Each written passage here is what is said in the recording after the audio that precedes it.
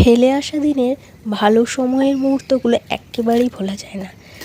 School ছুটির পরে গেটের বাইরে যে কাকুরা সুন্দর আলু মাখা বানাতো, সেই আলু মাখা আজকেও আমি বানিয়ে ফেলেছি, তবে আমার মতো করে।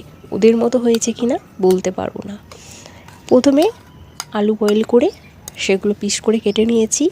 তারপর এখানে কিছু গাজর, শসা, পেঁয়াজ, টমেটো সব ছোট ছোট করে কেটে এর সাথে মিশিয়ে নিচ্ছি। আজকে সেই দিনটার কথা খুব মনে পড়ছিল, তাই আজকে আমি এই রেসিপিটা বানাচ্ছি। দিয়েছি ফ্রেশ কিছু ধনেপাতা। আর দেখো, ধনে গাছের পাশেই আমি এটা করতে বসে গেছি। কিছু ছোলা ভিজানো ছিল, ছোলা আর বাদাম, সেটাও এখানে ইউজ করেছি। দিয়েছি কিছু চানাচুর। এবারে এর মধ্যে ইচ্ছা মতো মশলা দিলেই হলো। তো চানাচুর